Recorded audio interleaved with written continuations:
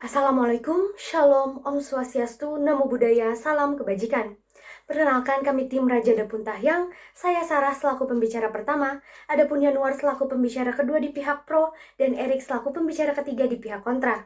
Dengan mosi perdebatan status kewarganegaraan Indonesia bagi WNI ex-ISIS.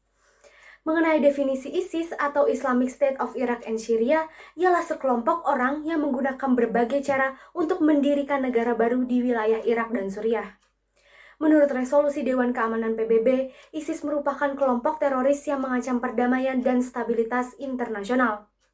Menurut pemahaman kami, dalam menafsirkan mosi ini menjadi sebuah pertanyaan besar. Apakah WNI yang sempat bergabung dengan ISIS masih berstatus kewarganegaraan Indonesia, ataukah ia telah kehilangan status kewarganegaraannya? Dewan Juri yang terhormat, dalam pasal 1 ayat 3 Undang-Undang Dasar 1945 menyatakan bahwa negara Indonesia adalah negara hukum. Menurut Julius Stahl, ciri negara hukum yakni adanya pengakuan atas hak asasi manusia. Hak asasi manusia yang kami maksud yaitu hak atas status kewarganegaraan yakni dalam pasal 28D ayat 4 Undang-Undang Dasar 1945. Sehingga negara patut mengakui status kewarganegaraan pada setiap warga negaranya. Status kewarganegaraan sangat penting bagi seseorang karena dengan menjadi warga negara, ia memiliki hak dan kewajiban yang patut dilindungi dan dijamin pelaksanaannya oleh negara. Namun, pada awal tahun 2020, pemerintah di bawah kepemimpinan Presiden Joko Widodo menolak lebih dari 600 WNI ex-ISIS untuk kembali ke Indonesia. Sikap pemerintah dalam hal ini salah satunya didasarkan pada pasal 23 huruf D Undang-Undang Nomor 12 Tahun 2006 tentang kewarganegaraan, yang menegaskan bahwa WNI dapat kehilangan kewarganegaraannya jika yang bersangkutan masuk dalam dinas tentara asing tanpa izin terlebih dahulu dari Presiden. Dewan Juri yang terhormat, hal ini menimbulkan perdebatan sebab frasa dinas identik dengan tugas dari negara. Sehingga menimbulkan pertanyaan, apakah ISIS sebagai suatu entitas dapat disebut sebagai suatu negara? Maka dari itu, pihak pro akan membuktikan bahwa ISIS bukanlah negara sebab tidak memenuhi kriteria unsur pembentukan suatu negara. Sehingga dapat dikatakan bahwa WNI ex-ISIS tidak memenuhi pasal 23 huruf D Undang-Undang Kewarganegaraan. Di sisi lain, pihak kontra akan membuktikan argumentasi tim pro adalah sebaliknya. Adapun pasal lain selain pasal 23 huruf D, yaitu adanya pasal 23 huruf F yang akan diperdebatkan oleh kedua pihak.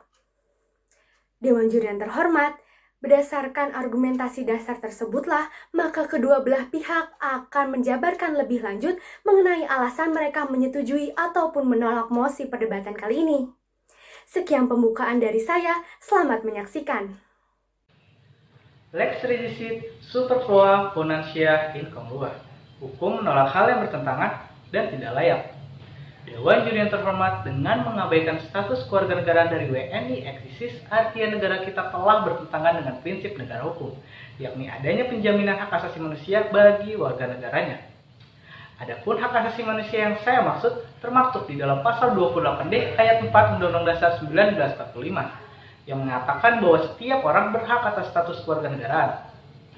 Status kewarganegaraan merupakan unsur yang penting dalam kehidupan berbangsa dan bernegara. Sebagaimana yang disampaikan oleh Refli Harun, seorang ahli hukum tata negara, bahwa jika seseorang tidak memiliki status kewarganegaraan, maka akan sulit bagi mereka untuk menerima hak-hak dasarnya, seperti hak edukasi, pelayanan kesehatan, pekerjaan, dan kebebasan bergerak yang seharusnya dijamin oleh negara. Status quo mengenai status kewarganegaraan telah diatur di dalam Undang-Undang Nomor 12 Tahun 2006 tentang Kewarganegaraan. Dan dalam konteks mosi perdebatan kali ini, hilangnya status kewarganegaraan salah satunya didasarkan pada pasal 23 huruf D dan huruf F.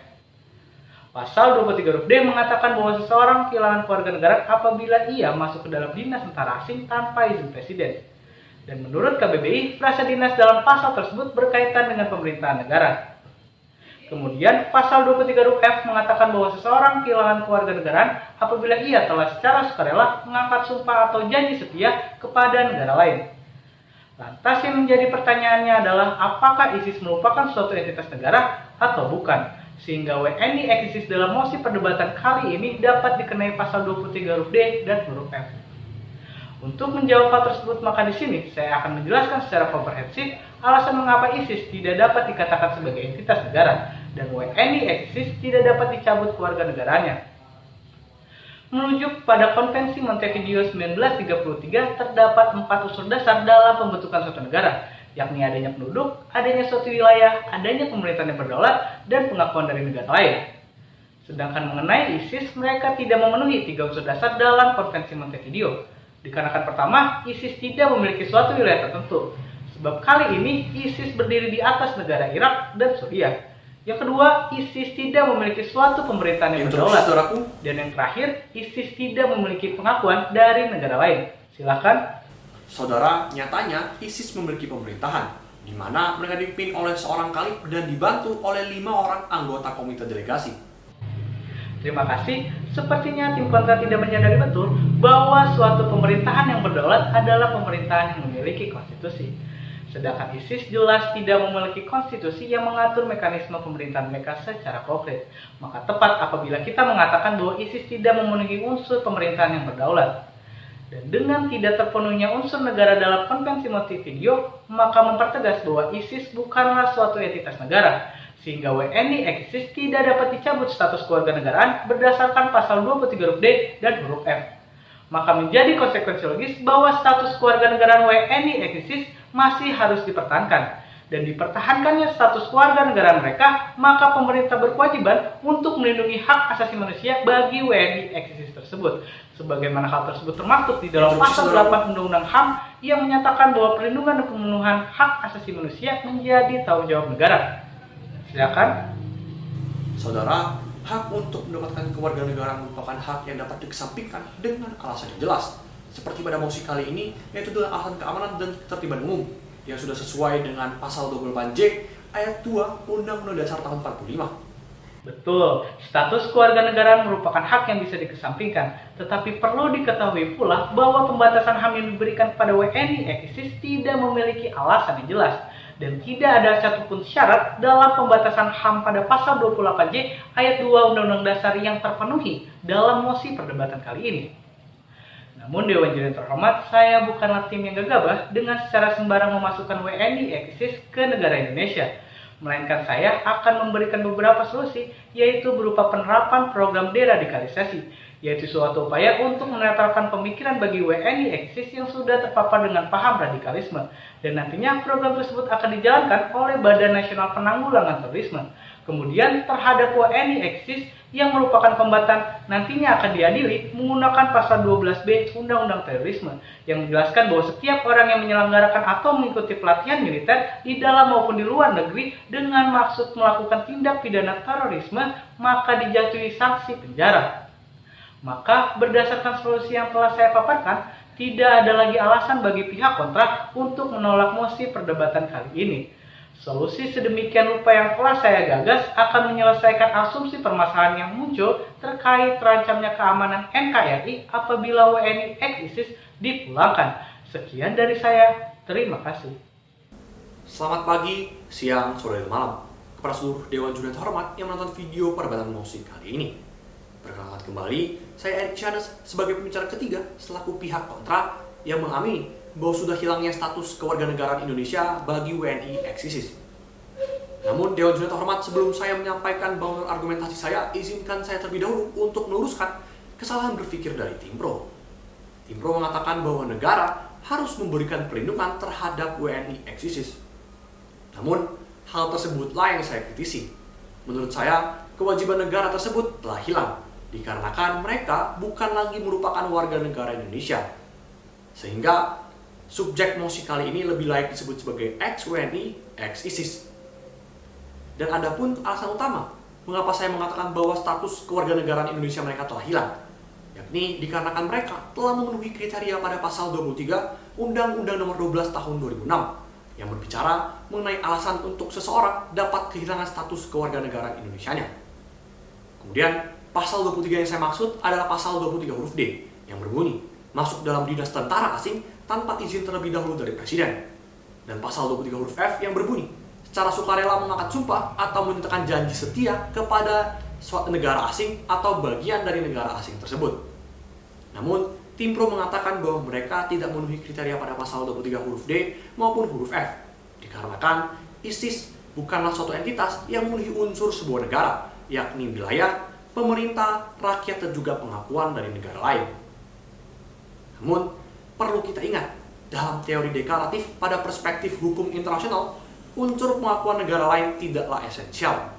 Dan teori itu pun didukung oleh teori ilmu negara yang paling mendasar, yaitu teori unsur negara yang diungkapkan oleh Oppenheim dan Lauterbach, di mana hanya dibutuhkan 3 unsur untuk suatu entitas dapat disebut sebagai negara, yaitu yang pertama, wilayah.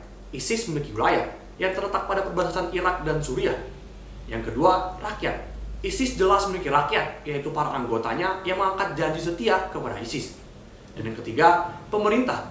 ISIS pun memiliki pemerintahan, di mana mereka dipimpin oleh seorang khalif yang dibantu oleh 5 orang anggota komite komunikasi yang menaungi bidangnya masing-masing. Kemudian juga terdapat administrator sektor yang menaungi sektor-sektor wilayah di ISIS. Silakan. Nampaknya Anda tidak memiliki dasar hukum yang jelas yang mengatakan bahwa ISIS merupakan suatu entitas negara. Berbeda dengan saya yang mengatakan bahwa ISIS bukanlah suatu entitas negara berdasarkan konvensi Montevideo. Terima kasih. Saudara, namun pada kenyataannya ada negara yang tetap berdiri sebagai suatu entitas negara tanpa memerlukan pengakuan dari negara lain, seperti Israel pada tahun 48, Taiwan, dan juga Siprus. Terima kasih. Melanjuti bangun argumentasi, dengan dipenuhnya unsur-unsur tersebut, maka ISIS merupakan suatu entitas negara, yang kemudian WNI ex-ISIS tersebut telah kehilangan status kewarganegaraan Indonesianya dikarenakan telah memenuhi kriteria pada pasal 23 Undang-Undang Nomor 12 Tahun 2006 dan sudah menjadi konsekuensi logis hilangnya juga kewajiban negara untuk memberikan perlindungan terhadap mereka. Silakan. Saudara, lalu bagaimana dengan para WNI ex-ISIS yang bergabung dikarenakan mengikuti keluarganya ataupun terpaksa? Terima kasih. Saudara, sederhananya warga negara Indonesia ex-ISIS seperti itu belum kehilangan status kewarganegaraan Indonesianya dikarenakan mereka tidak memenuhi unsur sukarela pada pasal 23 huruf F. Berbeda dengan yang saya maksud dari tadi, mereka yang telah kehilangan status kewarganegaraan Indonesianya adalah mereka yang telah memenuhi unsur tentara asing pada pasal 23 huruf D dan juga unsur sukarela pada pasal 23 huruf F. Seperti mereka bergabung sebagai kombatan ISIS atau mereka yang bergabung dengan ISIS karena adanya satu paham ideologi yang sama. Terima kasih. Melanjuti bangunan argumentasi. Selain memenuhi unsur yuridis, keberadaan mereka sebagai WNI pun dapat memberikan ancaman terhadap keamanan, ketertiban bahkan keutuhan negara Republik Indonesia, yakni dikarenakan akan tingginya potensi untuk muncul kembali aksi-aksi terorisme dan juga ancaman-ancaman akan terjadinya penyebaran paham radikalisme. Dikarenakan di saat kita berbicara mengenai ISIS, kita tidak hanya berbicara mengenai gencatan senjata, namun kita juga berbicara mengenai paham radikalisme yang ada dalam pikiran mereka. Hal tersebutlah yang membuat masyarakat Indonesia resah. Kemudian, atas pertimbangan itu, telah tepatlah pembatasan hak asasi manusia yang diberlakukan terhadap ex-WNI, ex-ISIS tersebut. Dan itu pun sudah sesuai dengan pasal 28J ayat 2 Undang-Undang Dasar tahun 45. Sehingga saya mendorong Presiden untuk mengeluarkan keputusan Presiden yang secara deklaratif menyatakan dan untuk memberikan kepastian hukum bahwa ex-WNI, ex-ISIS tersebut telah kehilangan status kewarganegaraan Indonesia-nya. Sekian argumentasi dari saya pamit undur diri dan terima kasih. Salah satu ciri negara hukum yaitu adanya pengakuan dan perlindungan terhadap hak asasi manusia. Dalam konteks perdebatan kali ini, perlindungan terhadap hak asasi manusia manakah yang dimaksud? Apakah berkaitan dengan jaminan perlindungan hak dan kewajiban WNI ex-ISIS ataukah jaminan perlindungan keamanan bagi 267 juta rakyat Indonesia? Dalam perdebatan kali ini, pihak pro mengamini bahwa masih adanya status kewarganegaraan Indonesia bagi WNI ex-ISIS. Karena pihak pro dapat membuktikan bahwa ISIS bukanlah negara sehingga tidak memenuhi unsur hilangnya kewarganegaraan pada pasal 23 huruf D dan F Undang-Undang Kewarganegaraan. Dengan masih adanya status kewarganegaraan Indonesia tersebut, hak WNI ex-ISIS sudah sepatutnya dipenuhi dengan dipulangkannya kembali ke Indonesia. Nantinya, bagi para non-kombatan akan dilakukan upaya deradikalisasi oleh Badan Nasional Penanggulangan Terorisme. Dan bagi para kombatan akan dilakukan proses pemidanaan sesuai dengan Undang-Undang Terorisme. Sebaliknya, pihak kontra menyatakan bahwa kewarganegaraan WNI ex-ISIS telah hilang sejalan dengan terpenuhinya pasal 23 huruf D dan F Undang-Undang Kewarganegaraan. Karena pihak kontra dari sudut pandang yang berbeda telah membuktikan bahwa ISIS merupakan negara sehingga dengan sendirinya WNI tersebut kehilangan kewarganegaraannya. Dan dengan hal tersebut, negara tidak memiliki kewajiban untuk memenuhi hak asasi manusia pihak tersebut.